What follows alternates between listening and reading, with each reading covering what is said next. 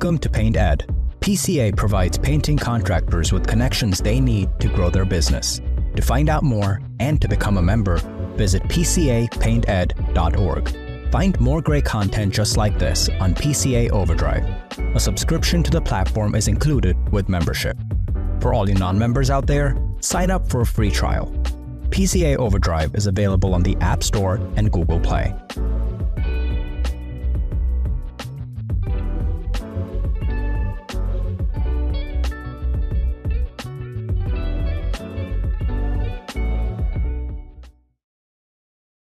This episode is brought to you by Benjamin Moore and Sherwin-Williams. I believe in high buy-in. I want you to believe that you want to be more successful in your seat in your life than I do for you. And then from that, I, as a leader, had to figure out, how do I create a paradigm to make decisions? I didn't want everything to be one-offs. I wanted them to be holistic and consistent. And so when we look at fair and generous, they're two sides of the same coin. If you have someone who's constantly being generous, but they don't know how to keep the standard of fair, they're going to feel taken advantage of. If you have an organization that's only looking at the numbers, only looking at the accountables and deliverables, and not looking at the person, people are going to feel used and abused. Totally. And so what we've done is we look at seats and not names, and we look at the accountability chart, and we say, okay, based on fair market value, here's what fair would be. Based on holistically generosity, here's what we want to do for this person. And so it's allowing us to start with the seat first and then look at the person within that.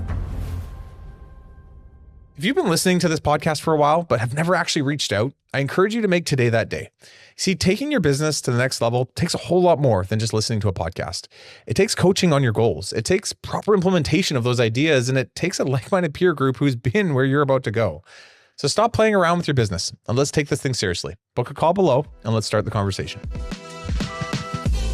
You're watching Contractor Revolution, the podcast by Breakthrough Academy, where we systemize contracting businesses for growth. Keep watching to learn how the world's top contractors scale their companies, build killer teams, and make more while working less.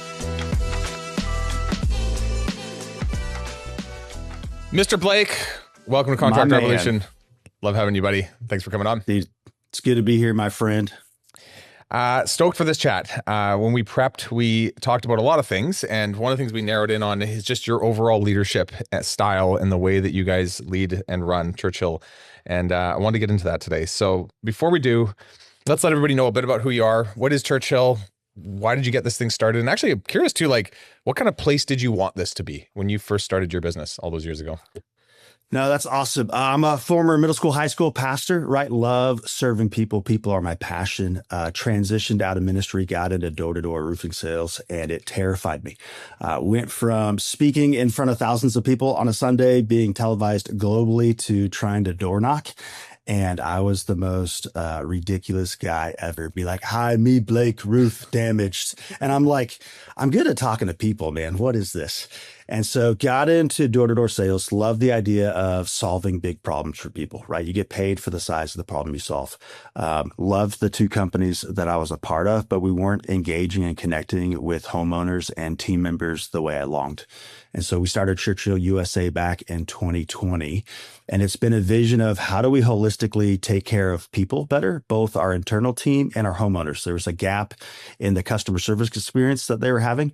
And for me, that's what matters. You're in their home, you're in their lives. We do large standing seam metal roofs, 2-3 week projects, and you get to know these people. And so for us, it was a vision of, is there a better way? Can you do discipleship differently and holistically in a business in a way that you can't do in a church? And so that's where Churchill USA started. It was me betting on myself, being a guy who grew up in poverty to a degree. And so I wanted the security of a paycheck, and then taking the risk to bet on myself and saying, hey, I want to get paid what I'm worth. And then the next big step was saying, can I actually build a business, which is scary and terrifying? And then allowing the people to systematically come around that and see where we're at today. So it's been a fun journey. And I've gotten to know you a lot, especially on the road. We've been, I don't know, I feel like I got to know you better almost before you even became a member. But when did... Random conferences, right? Houston. We met in Houston. There's a conference going on. And again, being in ministry, all the main people for conferences are in the lobby during the speakers. Yeah. And so I always hang out in the lobby. You and I connected. And then I ran into you again at an event in Texas, and you came and gave me a big hug, and you broke my sunglasses. You remember that? Remember that? That's what we do when we be friends. Friends are enemies, but that's what I do. I was like, this guy's good. He didn't punch me in the face. It was awesome. It's good. Yeah. And when do you think things started to become more real as a leader for you? Because at the beginning, it was just you, was it not? And then you started to build a team around you. When did that start, where you actually started to lead a team? That's good. That's fun. We started in 2020. It was me actually sitting in this office with 3 friends saying, hey, here's what I'm doing. Do you want to do it? Come along. No training, no script, just giving guys an opportunity. Sent out a Facebook request saying, I don't know how to use QuickBooks. Can anyone help me out? And a lady I was in a prayer ministry with, and I say this with love, when I looked at her, I did not see an admin, a PC in any capacity. I saw her as a friend. She reached out and was like, hey, I think I can help you. I was like, all right. And I got a text, and I was like, texted her. I said, hey, when are you free to meet? And she's like, who is this? I was like, I'll give you 3 guesses. And 2 minutes later, she's like, hey, Blake, how are you? She'd reverse engineered my phone number, looked up who I was, and reached out. And that was the beginning of us starting a team. The reality of us saying, hey, let's build a company really was 3 years ago. There's a guy on my team, my ops guy, Danny, was transitioning out of church. And that was the first big financial investment of my wife and I saying, you know what, let's actually try to do this thing. Let's not put on the brakes. Let's not try to hold back. Let's see what we can do. And I was pressure washing my fence in my front yard. I just got done reading the book from Hobby Lobby, where the owner talked about the business of Hobby Lobby. He didn't own the tree, but he ate from the fruit. And so I knew spiritually and discerning, hey, I'm not producing something out of myself. I get to steward something that I feel like I'm responsible for. And that's when we began to figure out who are the right people on this team. Danny came in, former pastor, CrossFit coach. We used to be student pastors, different churches in town. And I knew him from a ministry standpoint. I didn't know him from a business standpoint. We competed in a couple CrossFit competitions together, and he has a tremendous heart for people. And I knew he was going to be a cornerstone to us building his business. I'm a visionary, right? I heard cats. I dream things. He can take my chaos and create a linear pathway forward. And so that's when we got our yin and yang, that balance. The beauty in that is we have a mutual respect as friends. We talk about personal and professional hats. We love and respect each other personally, and we can shift over professionally and have conflict. And that's really when we began to say, hey, how do we build a business? And that's where our journey with BTA came in. We've developed things. I had a student ministry of 400 kids every week, 1,600 in a month. If you know anything about church ministry, that's top 1% of churches in the country. Like, it's a big organization. We knew we could build something, but we wanted to partner with someone who had gone before us. We wanted to partner with someone who had the culture that bled our blood.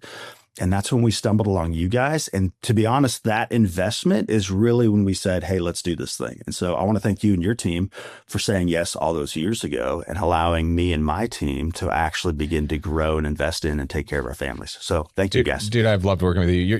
The core values of you and your organization very much line up with BTA very naturally, right? And so I think that's a big part of what we're going to talk about today. You know, when we did our prep call, there was something that you had said, and I might be phrasing this slightly different than you said this, but it really struck me. And I was like, there's so much meat here. You said you operate the business to be structurally fair, and yet you're emotionally generous. What does that mean to you? Can you explain that? Yeah. We tried to figure out what are the pillars that we actually want to make decisions based off of. And so our first one is ownership. I believe in high buy-in. I want you to believe that you want to be more successful in your seat in your life than I do for you. And then from that, I, as a leader, had to figure out, how do I create a paradigm to make decisions? I didn't want everything to be one-offs. I wanted them to be holistic and consistent. And so when we look at fair and generous, they're two sides of the same coin. If you have someone who's constantly being generous, but they don't know how to keep the standard of fair, they're going to feel taken advantage of. If you have an organization that's only looking at the numbers, only looking at the accountables and deliverables, and not looking at the person, people are going to feel used and abused. Totally. And so I'm a fair guy. Danny's the generous guy. In our org chart, he actually flipped it. And so it's generous and fair because he wants to put generosity first. And so what we've done is we look at seats and not names, and we look at the accountability chart, and we say, okay, based on fair market value, here's what fair would be. Based on holistically generosity, here's what we want to do for this person. And so it's allowing us to start with the seat first and then look at the person within that. And it's people, again, we just got done doing our all unicorn meeting. We were looking at the art of asking good questions, right? Curiosity leading in people. People do better when they're seen and cared for. They're buying into, do you holistically want to invest in and believe with them? But they also need a clear outline of what done looks like. This may be a rabbit trail, but there was a study. I'm a sociology major. There was a study at elementary school back in the day. And first semester, they had no fence around the playground. And all the kids played right next to the school because they didn't know where they were safe. They didn't know where that line of what we can do and what we can't do is. And then the next semester, they built the fence around the playground. And as you know it, all the kids went to the boundary of the fence. And so what we wanted to do as an organization is really create that clarity of, hey, here's what fair is. Here's what we need you guys to do. Here's where generosity is. And when you put those two together, when you're making decisions, it makes you kind of hit the mark every time. It's an ego check. There's another podcast I did that with a guy had mentioned discretionary effort. You're unlocking he said 40% of people's ability and effort is locked up in what they discern they want to give or not give. And so the more free you give basically people's ability to go express themselves, the more you can unlock that discretionary effort. But if it's just all freedom, it's a zoo. So it's like holding that within a structure. So I want to talk about that today. And let's start with the structural side of things. You already started to talk about this, but when it comes to clear roles and boundaries, like how has that influenced your team? Because I feel like I talk to a lot of people where it's like, we're going to have job descriptions and we're going to have goals every week and we're going to hold you accountable to it. And everyone's like, this sounds almost too structured for my team. It might kill my culture. How have you, well, and I'm curious on your, like, how has that influenced your team? Where has that gone well? Maybe where has that not gone well in the pursuit of doing that?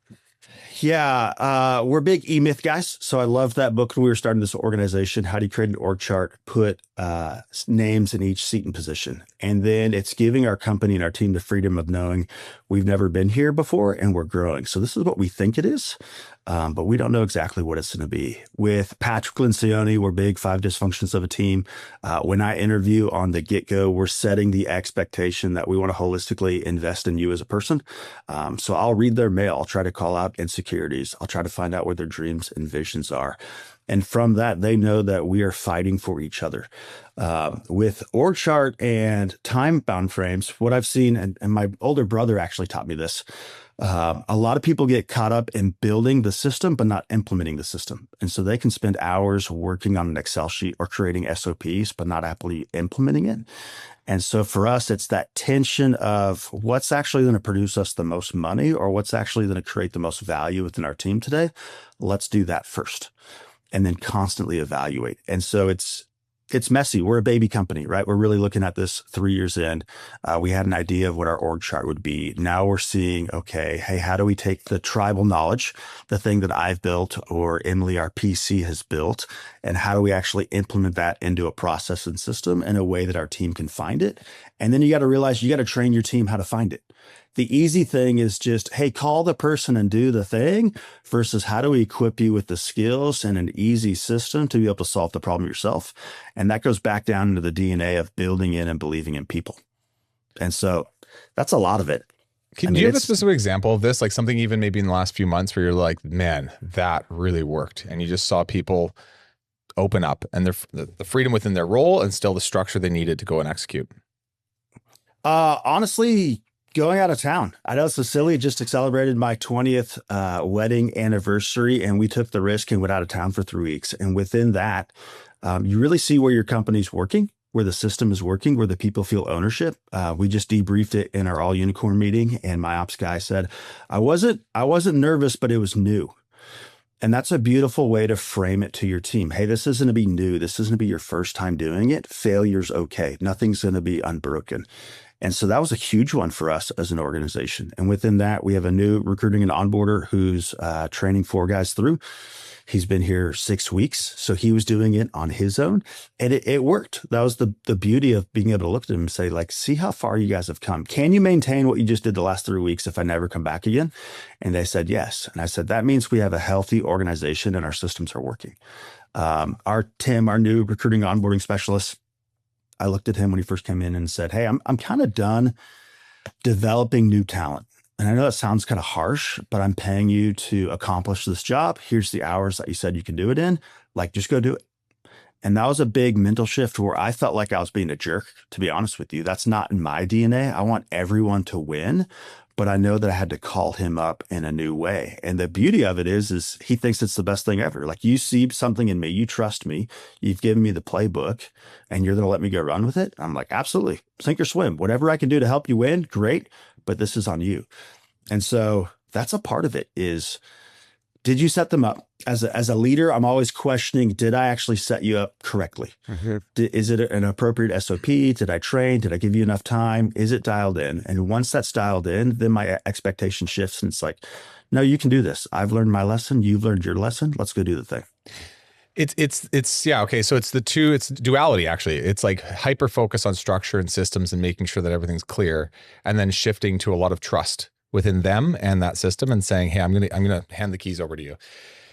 I think that's where a lot of people struggle, is they don't want to let go. Right. And then what happens is you strangle people's creativity and their independent thinking. And then suddenly they become bean counters for your organization. And then you put that label over them. And that's how they start showing up every day, because they just think that's what the job demands of them.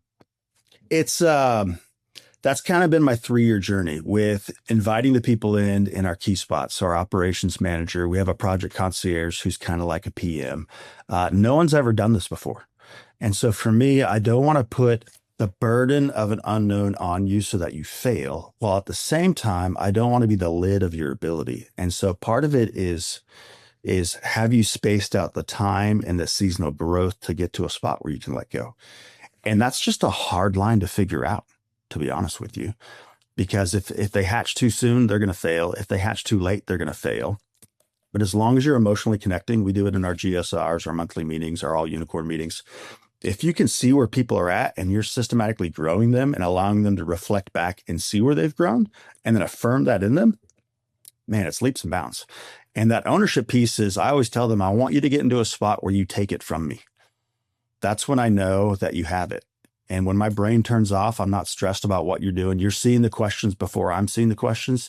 That lets me know that you have ownership in your role and I can trust you. And if you fail, I don't care, because you care more about that outcome and I can let you run. But until I see that, I'm going to continue to guide you and be those guardrails to allow you to have that playground of that safety net to know that you're moving in the right direction. You just said something that I think a lot of people even maybe missed on, but like the words, I trust you, actually can go a very long way into somebody's self-confidence and ability to take things on. I remember saying this to a few people in my day. Actually, 2 things I say to them. When they're ready, it's just like, just so you know, from here forward, like I trust you. I trust your thought process. I trust the way your intentions. I trust what you want for this organization is what we want. I trust you. And you know what? Sometimes I back it up with is sometimes I'm like, and I need you. I need help. I need your help. Can you help me in this? And you just kind of like, you unlock some part of somebody where it's not just about them doing a job anymore. They're here with you to kind of go to battle, to go to war. When you've done that in the past, were you talking professional trust, I trust you in your role, or were you talking personal trust, I trust you as a human and as a leader, that you have the skills and you have what it takes to figure it out?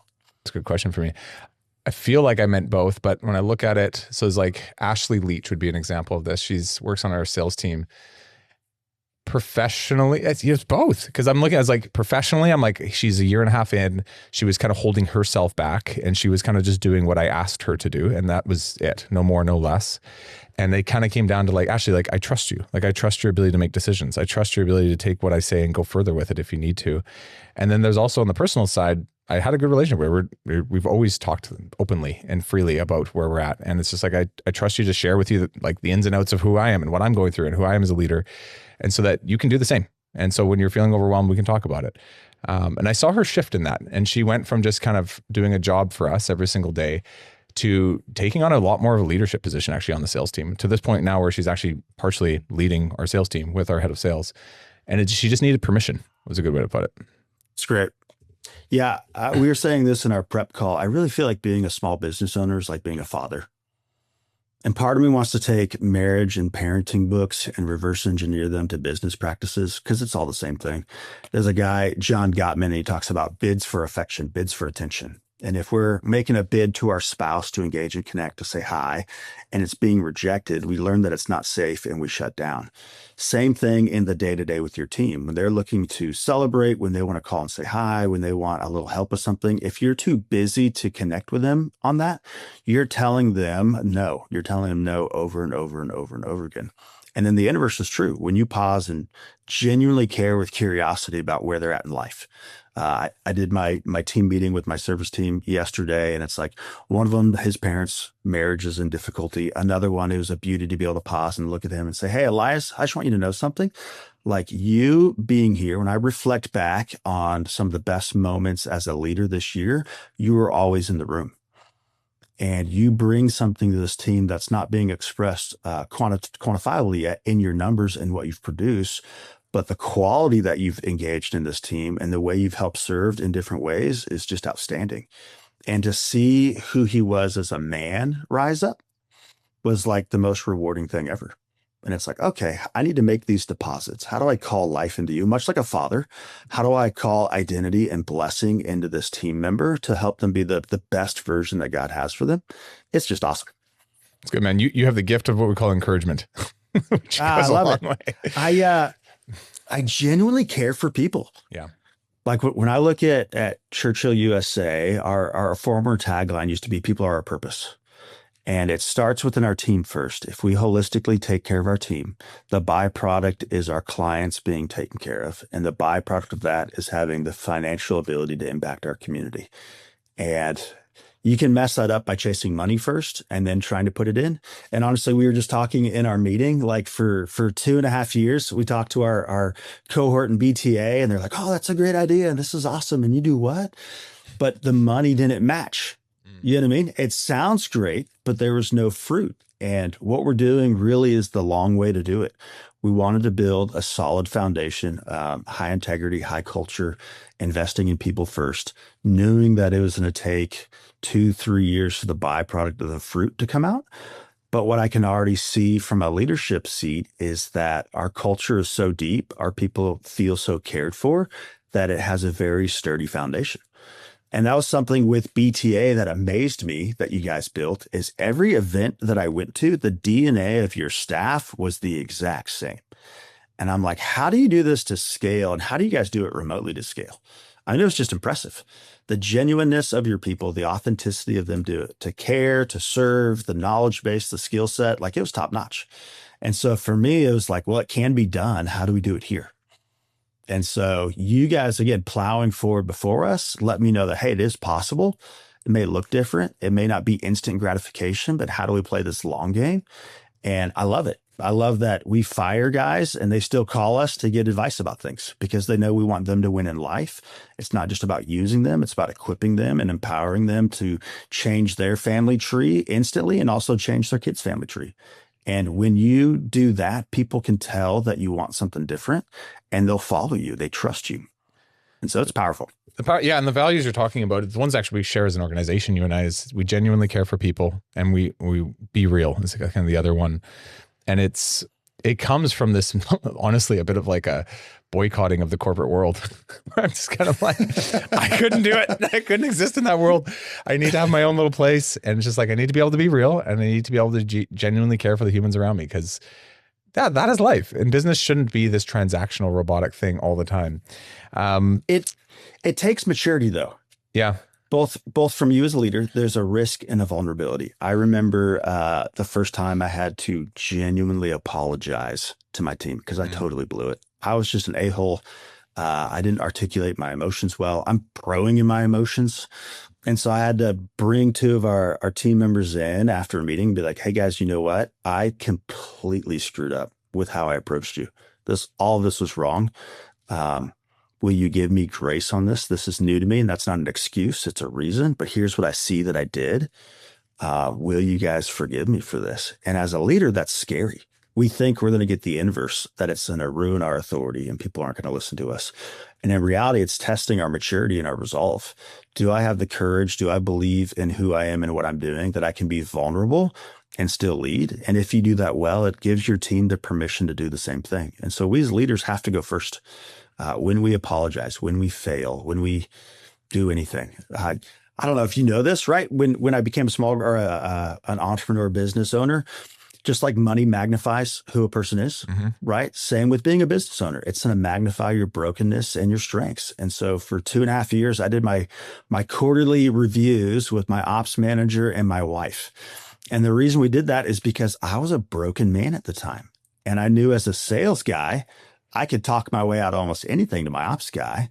But as a husband, she could read right through me.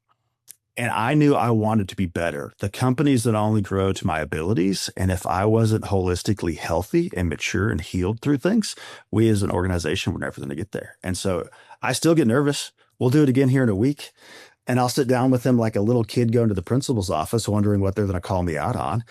But the beauty is I can look back and see how me taking that risk and going through the refiner's fire allowed my team to come back through it.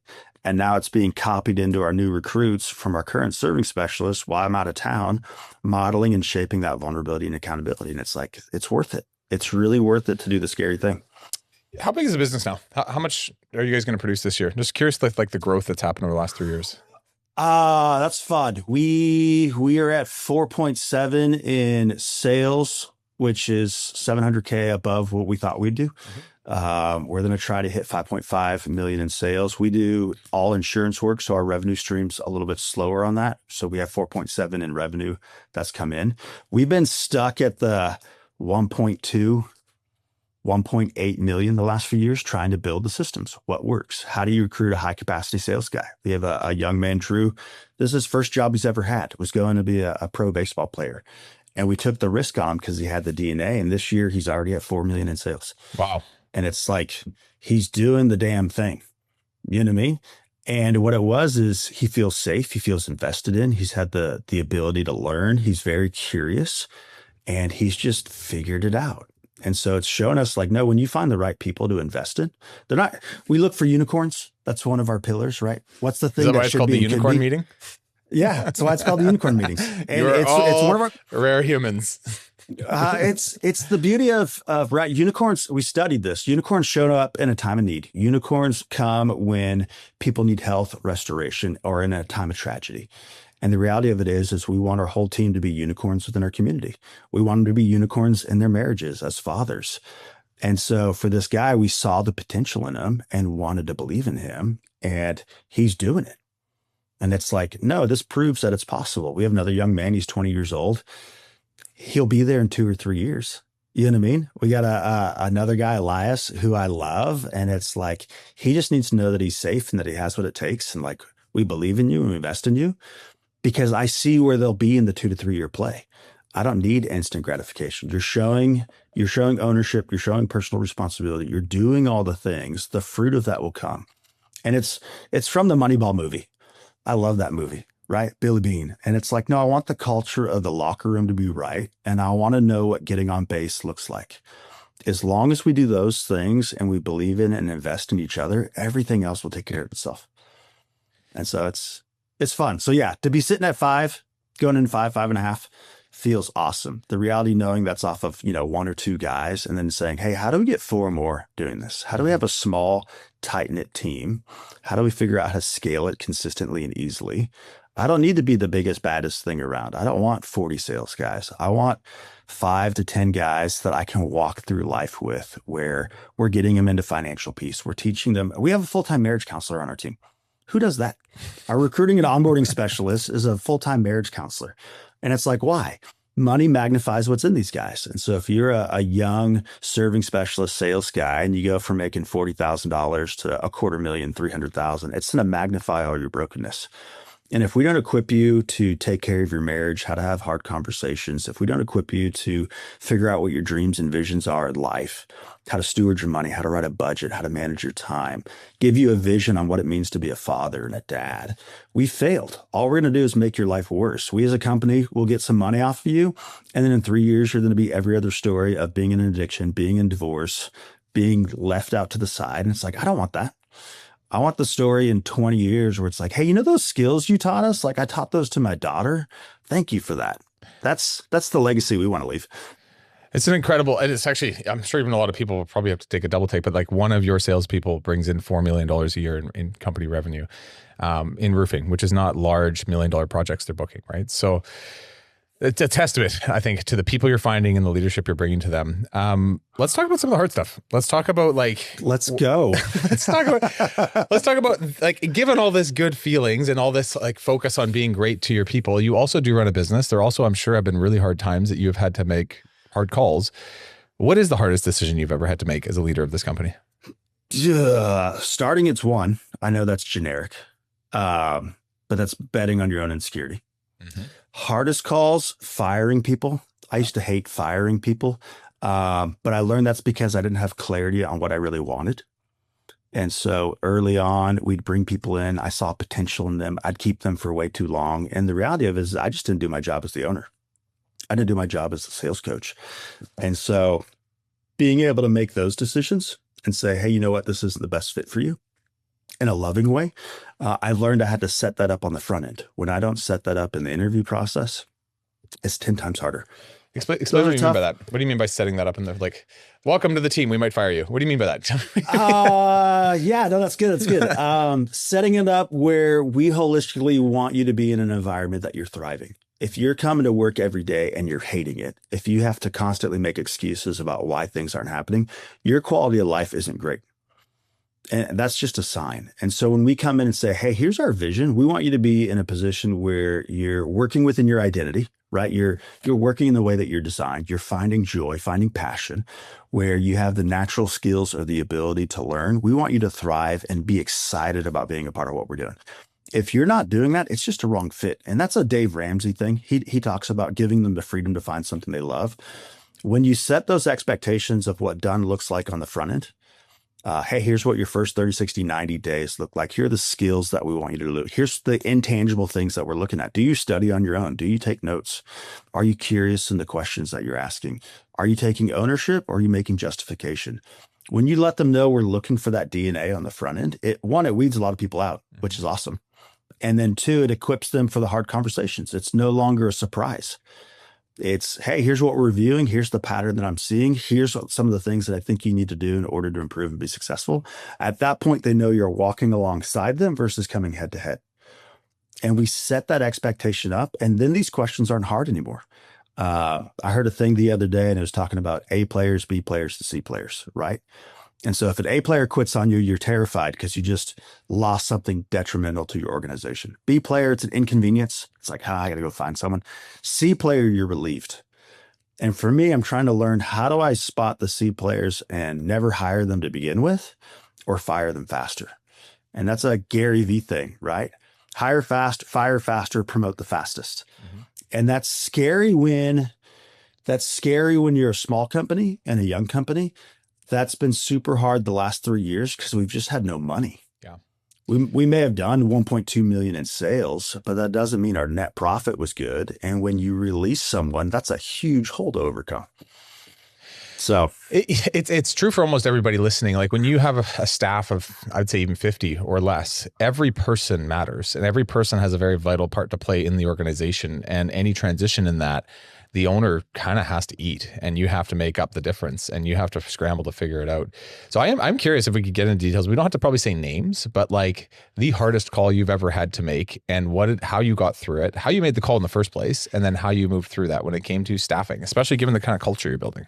Oh, that's fun. We had I guess he was a sales coach. We had a sales coach come in. We've had 3 bad sales coaches. And when I say bad, it's a hard role to fill, right? Yeah. It's kind of like finding a stepdad, for lack of a better term. I want you to have the DNA of our vision and values. I want you to have the same ability to engage and connect and coach.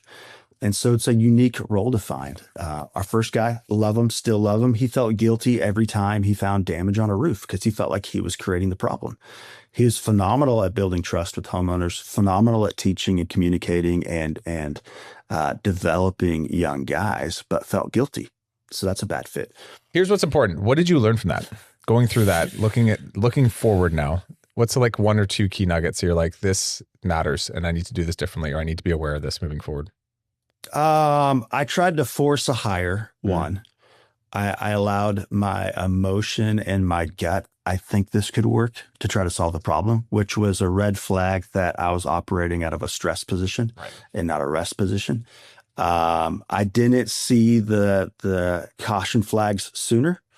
I saw patterns, but I thought, hey, if we give a little bit more time and give a little bit more coaching, I think we can get there. So that was a miss on my part.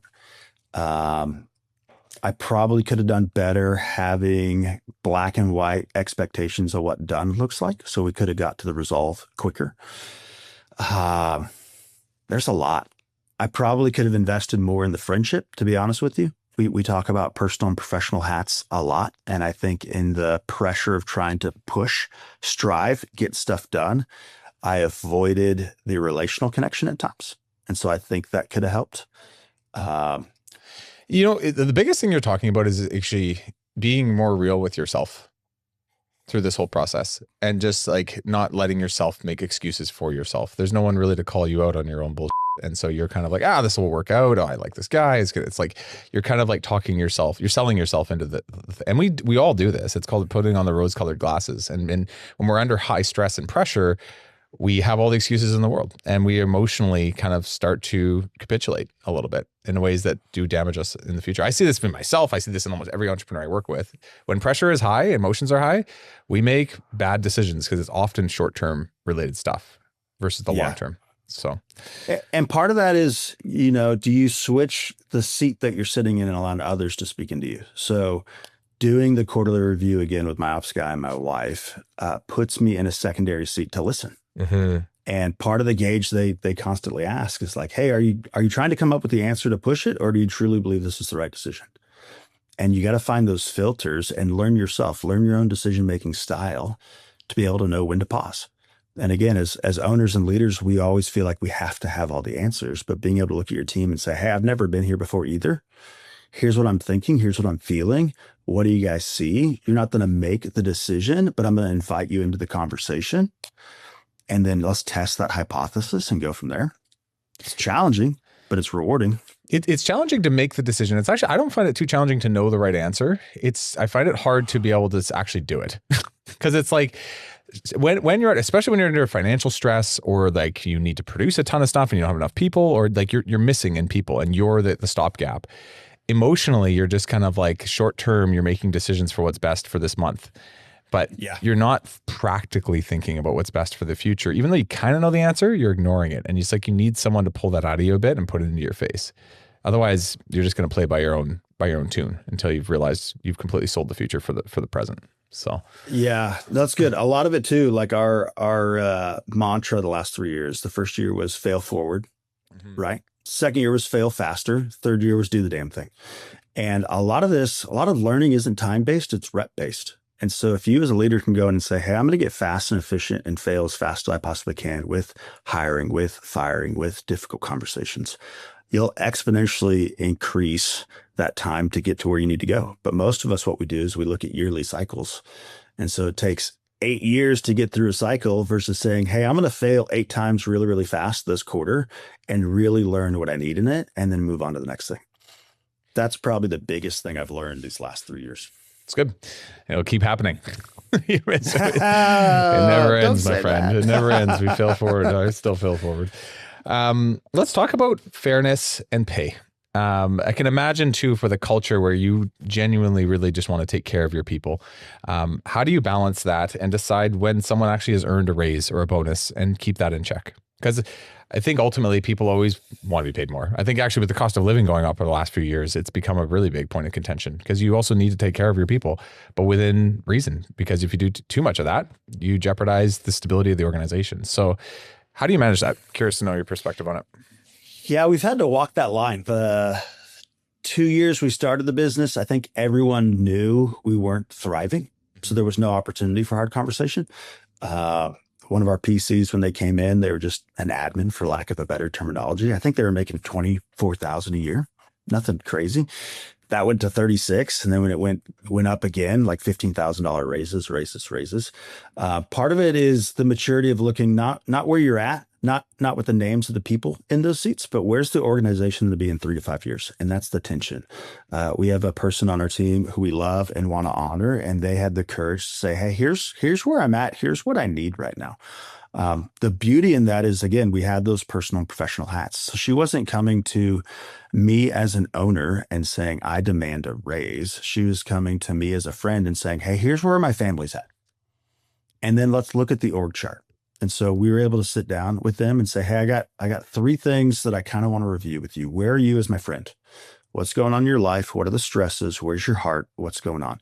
Do you feel taken advantage of right now? Which is a big deal to me. They're naturally conflict avoidant per se. And so that's something we've grown this individual in over the last couple of years. So for them to have the courage to even bring up, hey, I need to have this conversation. We celebrated that as friends. And it's like, oh, crap. Now as the owner, I got to figure out how to do this, right? So, hey, where are you as a friend? How do we honor you for the last 4 to 5 years with our organization? And then holistically from the organization, what's something that's scalable and repeatable? Now, the beauty is we can invite them into this conversation, and they're coming up with ideas on, hey, what's the best thing to bonus? Where's a fair base? Is it 40, 50, 60, 70,000? What's a fair base for our area? How do we reward the things that we as a company want? And what are those metrics? Again, fair and generous. What do you think needs to be rewarded? What are the qualifiers that we need? The beauty is we know we're creating something new. And so it's not, here's the answer. It's, are we asking the right questions? The challenge then is figuring out as you're building your org chart and trying to hire better talent, people are coming in with higher pay faster.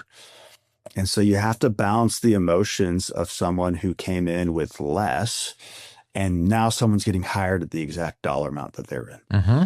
I've seen this a lot. So there's maturing in that. There's inviting him in and seeing it. There's honor. There's end of year bonuses for us. Again, Dave Ramsey, financial peace. Hey, how do we invest into your retirement?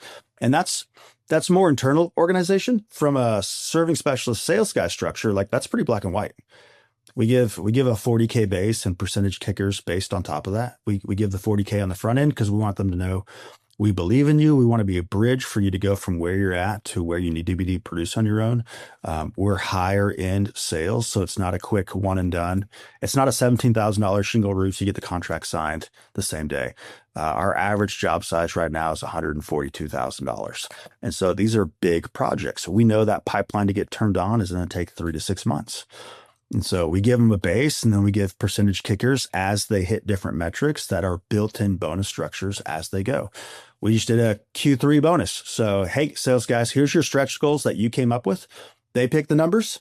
I had our floor. They picked their stretch. And then we told them, hey, we'll give you 1% if you hit that. And one of them hit it. He's going to get a big fat check. And so the dance is how do you honor those who are generators financially? And then how do you balance out the internal role of those managing the tasks? Because you need both. We talk of them being offense and defense. Hey, offense sales guys are going to produce. Internal team defense, they're actually producing it. How do you balance both of those things? And it's tender and sensitive, but when you look at it with curiosity and saying, hey, here's what we think's best.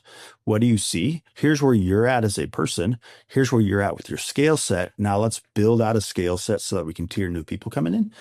I don't know if we're doing it great. We're doing it for the first time right now, right? Yeah, it's the first time we've had 3 quarters in a row net positive. And it's like, we actually get to come up with these questions. And so in our last quarterly all unicorn meeting, we framed out to our team, hey, we're in a season of pruning. We're in a season of evaluating. Here's what that means. We in our seats are going to feel friction. I'll say this because I've also been through this and I've seen this with a lot of our members, but you are in that place of just starting to make that a reality.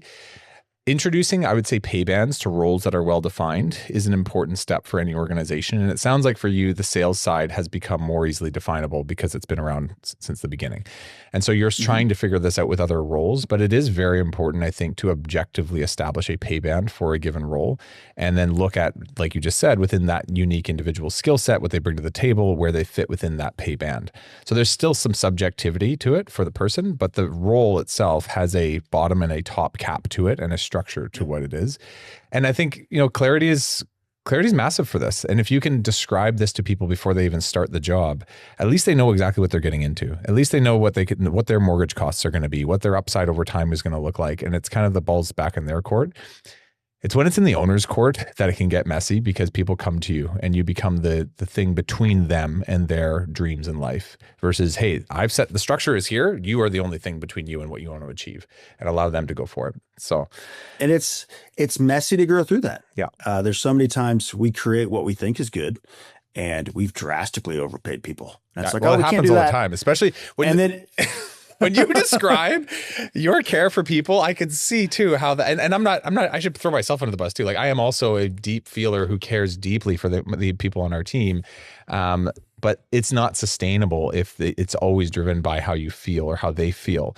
It has to be structurally set up, and if without it, feelings get hurt, people get upset, and it's, and you create a larger problem than what you originally just wanted to do was care for people, right? So yeah, and that's true. You avoid things, you delay things, and there's a difference between going to people and saying, "Hey, we don't know yet."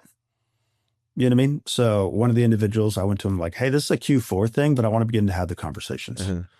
Let's really figure out, hey, what are we trying to solve and why? Here's my seat. What's scalable from an organization? Just because we've had one good year doesn't mean we can build an org chart off of that year. But at the same time, I want to honor the fact that you had an increased workload and see you in the midst of that and see how you've walked along this journey." And so, yeah, it's risky. So if anyone has any tips, just hit me up. I recommend pay bands. Google the word or ChatGPT the word pay bands, and you could start there. Sweet. Self-leadership. Let's talk a bit about stress and anxiety as a leader, because I can only imagine over the last 3 years, the ups and downs that you've had, especially if you haven't been profitable every single quarter, every single year. How have you managed this? And I think you do a great job of this. Just knowing your energy is always high. You're always excited. And I get that, like, that's just a part of who you are, but there's also a part of you that probably goes through some hard stuff. And like, how do you manage that as a leader?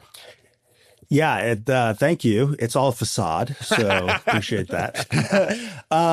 Honestly, when we started this as a sales guy, it was fun because it's on you and you're getting instant gratification of commission checks. So that's fun.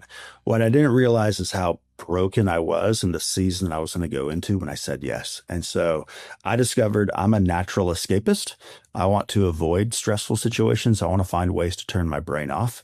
I also have a natural addictive personality type, which can be a positive or a negative. And so early on, my stress coping mechanism was drinking old fashions and watching Netflix until wee hours of the night, because I was just trying to get away from it. The reality of it is that brings a lot of bad things into your life, right? And so it's hitting that broken spot and saying, okay, who am I? Where am I? Went through multiple years of counseling, realized I did not have words to articulate my emotions. And so I never felt heard. Never felt seen within those things, right? We all want to be fully known, fully seen, and fully loved. And when you don't know how to express emotions without using blame and shame, if you just did this, then I wouldn't feel this way, versus learning how to say, hey, here's how I feel in this moment. I was self-sabotaging myself all over the place and trying to find the only good fruit that I could see as justification of that I'm doing okay. And so it took failing. It took hitting rock bottom. It took jeopardizing my family and my health to figure out, like, this isn't me. Who am I? And so I had to learn how to put healthy flows in. Part of that is I got big into cold plunge. The reason is you're just in fight or flight. You know what I mean? But it lowered my heart rate. It lowered my anxiety. I learned that if I'm not consistently working out, I have built up stress. I learned to say yes to the tender moments with my kids and say, hey, it's a blessing to be able to, want them to come lay in bed and read a story. You know what I mean? And so that was the beginning of saying, hey, what are these flows? I do great when I journal. I do great when I feel like I accomplished something in the beginning of the day. I do better with clarity. And so again, BTA, learning how to do time blocks, learning how to identify tasks and figure out, hey, what's the most important thing I can get done today, allowed me to feel accomplished. And then recently, this past year, to be honest with you, I helped my kids in their BJJ class, Brazilian Jiu-Jitsu. Okay. My kids don't even go to some of the classes anymore, but I still coach because that's the only hour I have in a week where I'm not in charge and I just get to serve someone. And I take so much joy in managing the timer and then putting out the little rubber dots. I have no idea why, but it's the fact that I get to serve someone else. There's no major responsibility. I just get to be there and engage and connect with these kids and serve my professors. It is the most rewarding thing. And then within that is just learning to be real. One, opening the door to my sales team, my team, but two, like having hard conversations with people and saying, hey, this is really where I'm at, and reaching out. I think we as men, we as leaders, we all long for someone to give us permission to go first. And so when we do that, it creates vulnerability. It creates that sense of true connection. And I think that's one of the things you and I have enjoyed in our relationship. I think every conversation you and I have first had was deep, meaningful life, marriage, kids, childhood. Like, here's where I'm really at. And I'm like, dude, you're my guy. You're willing to share these things. Let's know each other so well. At a roofing conference, big beards, and just talking about the deep parts of our heart. It's massive, dude. And thank you for saying what you've just said, because I think publicly, to announce that, I think is very, it's ballsy of you to do. And I think that for most people listening, I think they get it. I think as an entrepreneur, we all go through this, and I think we'll continue to go through it because we constantly put ourselves in situations that we probably weren't prepared for when we started them, and we have to grow up to that challenge. Yeah. And you know what? The lie is that we're alone. Yeah. Right. And that's why we share it. The lie is that we're alone and no one else feels this way. And I've shared this with some of the BTA guys, right? Like every winter summit that I go to, there's always someone whose marriage is falling apart. There's always someone struggling with suicide. There's always struggling with doubt and insecurity and bankruptcy and parent issues. And it's like, they have nowhere to go. And so we put on the facade and the mask of, look at my numbers and look at my net profit, and this is great. And it's like, that's not who you are. Mm-hmm. That's not who you are. And so for me, it's been trying to stay true in those things really helped me out. And my wife and I, when it's busy season, like we call each other, text each other and say, hey, how much battery do you got? I'm at 60%. What are you at? And as long as she's at 40, we have 100% to take care of it. You know what I mean? But if not, then we know, hey, what do we need to shift right now? And just learning those flows and learning, hey, what do you need? I have enough right now. What do you need to tend to and care for each other? Again, sharing emotions and feelings. I know that's not what we as men are supposed to say, but it's like, hey man, I'm feeling kind of lonely right now. That's completely different conversation than going to your wife and be like, why are you rejecting me? What's wrong? Don't you see all that I do? And it's like, I just kind of miss you. You know what I mean? Like, do you want to watch the show together tonight? Like, learning to figure out what you actually need has been the key. And I think for so long I was chasing substitutes. Right. And I think if you boil down mental health, stress life, it's really determining, hey, what is it that I really need? Do I need to go to the gym, or do I need to sit outside and look at the stars? And most of us don't know. Yeah, we especially when we're busy, we'll take the fast route, and then we'll get a habit formed out of that. And then that habit will persist. And then it becomes like this little button that we press. Especially, I've seen it myself. It's like you hit it on weekends and you're just kind of like, this has been a long week. Let's have, like, you drink old fashioned. I drink old fashions, right? So it's like, let's have, I have a little machine that makes me old fashions. And I'm like, let's have an old fashioned, right? And it's just like, wow, how many weekends has that been the start to the weekend? And is that actually truly the right way to spend time? And same thing, I've got 3 young kids at home, and it's just kind of like, there's so much joy in being with them. And to turn to that is actually, it's hard to say, but it's actually not always natural. It's just like, okay, the kids don't seem like the release, actually, this thing that this old fashioned Netflix, whatever it is, it seems like the thing. And yet it doesn't go anywhere. It doesn't go anywhere productive, and it burns you out. And slowly you have to get real with yourself, just like you've described. So for anyone listening, I mean, I think the message behind this piece is just like, we get it. I mean, Blake, thank you for sharing. Like, I think everyone, including me, have been through exactly what you've just described at some level. And we've called out different vices, and we can all probably name them. And they might be different for different people. That's totally fine. But as an entrepreneur, I think it's an abnormal level of stress and newness that we're constantly thrust into. And it's exciting and it's awesome. And I don't think most of us would have it any other way. But if that's going to be the way we're going to live our lives, if we actually want to be an entrepreneur for our career, not just for a few years, this is a very important piece that has to be thought through and constantly tended to, because you could do a great job for 1 year and figure your whole life out and then slip right back in the next because you let go. So, and it's the culture that you're modeling. As I learn how to do it, I can look at my guys and do the same thing. You know, and I could see we send our guys to hotels with their wives. Like, hey, you need a break. We got this really fancy hotel for you guys for a couple of days. Like, get out of here. I can tell you're burnt out. All your GSRs, you're talking about tension within your spouse or stress with your kids, and you have it connected. And it's like, okay, if I can do this for myself, I need to model it for you as well. But it's for me, at least, I don't know about anybody else. For me, it's hard to give myself permission to do that. Yeah. I want to do it last. But the reality of it is when you've been grinding and trying to build something for multiple years, you got to learn to put yourself first and not feel guilty. And it's like, again, I just went on a 3-week 20th anniversary. I feel guilty coming back and talking to my team about it. I don't know if that's healthy or not. It's weird to be like, oh, this was fun and this was awesome. And inside of me, I'm like, oh, I don't feel good about this. It's weird. You said something important. You're giving your team the permission to do and feel the same, which, I'll say this, for many years, I used to pride myself on how hard I would work. We all called it on my team Danny Octane. It's like, man, Danny's just like motors everything and everybody all the time. Let's go. Right. And I burned a lot of people out. And I found that, especially when I was running franchises years ago, like my first year franchisees loved it. My second and third year franchisees could barely keep up anymore because they were burnt out. And I was burnt out too. It wasn't even that it was good for me. But the culture became all about that hard work, which was great at the beginning, but to have somebody work with you for 7, 8, 9 years, there needs to be some semblance of lifestyle involved that they have permission to live as well.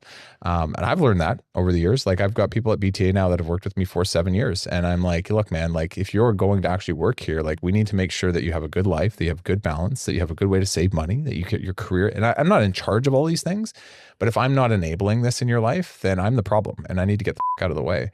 And if I'm the enabler of good things, then let's go. Let's do this for as long as it lasts. And let's make sure that what you build in your career is equally as magnificent as what you help us build here in our organization. So what was your journey going from the drive hard identity is found in what you're producing? Yeah. Right? Yeah. Let's go. Let's conquer the world. This is who I am. To shift over and say, okay, there's a cadence and a pace to this.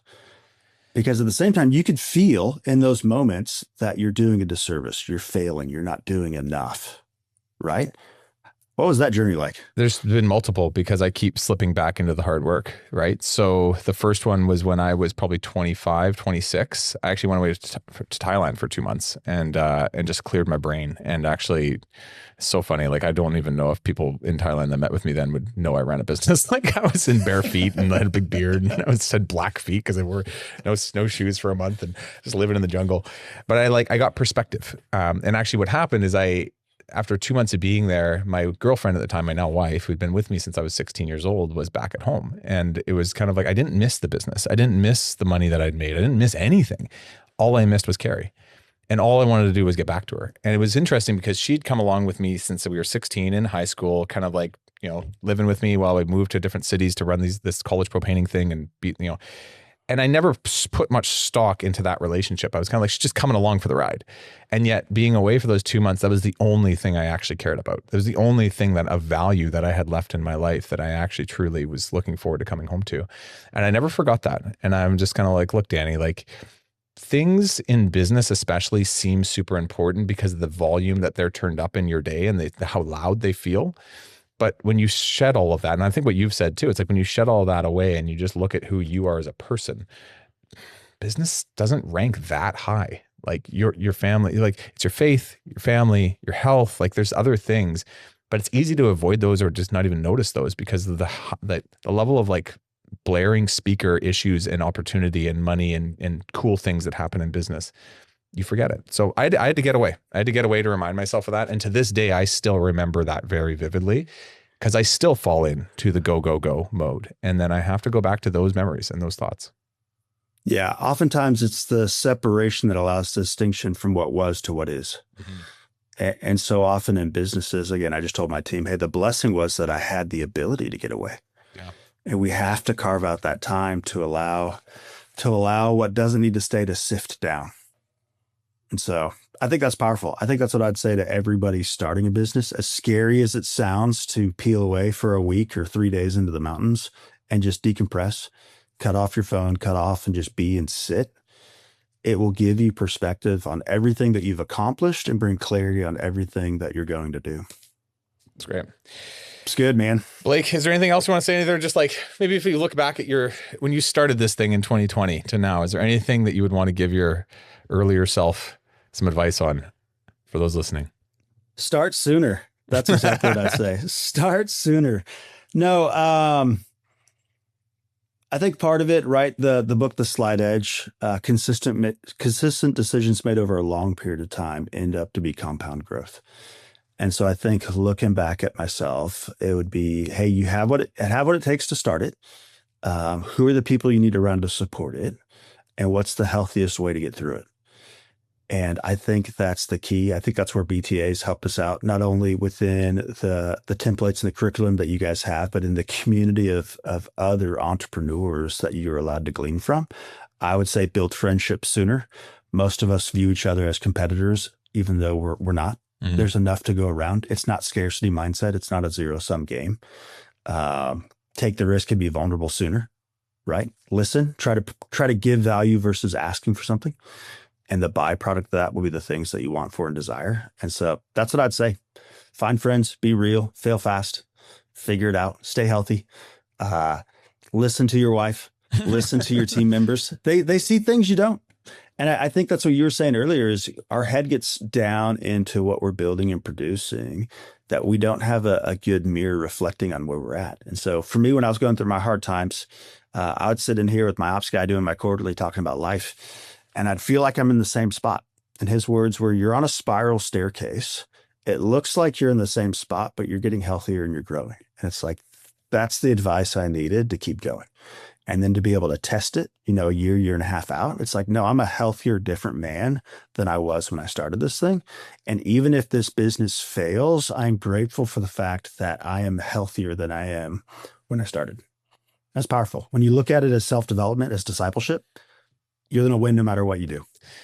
We won't have to go all the way into this, but there's something you just said that's so important to remember, which is like, we are not our businesses. 100%. Yeah.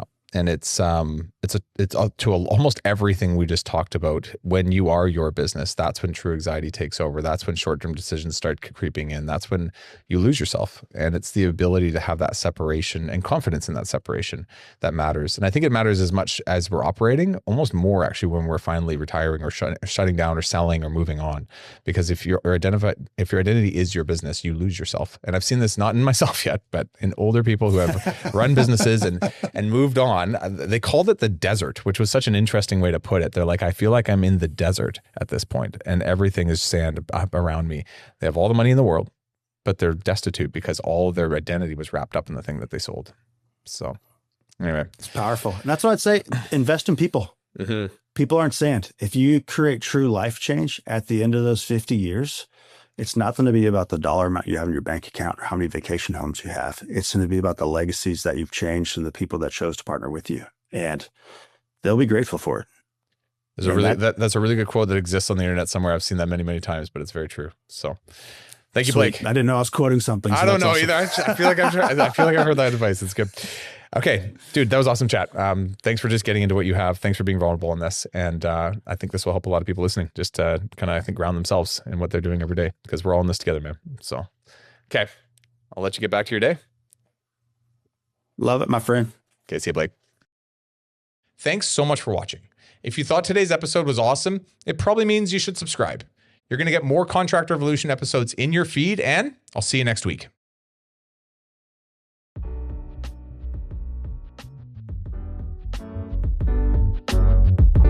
Paint Ed podcasts are produced by the Painting Contractors Association and are made possible by members and industry partners. To find out more about the upcoming educational opportunities or for more information about joining the PCA, visit pcapainted.org.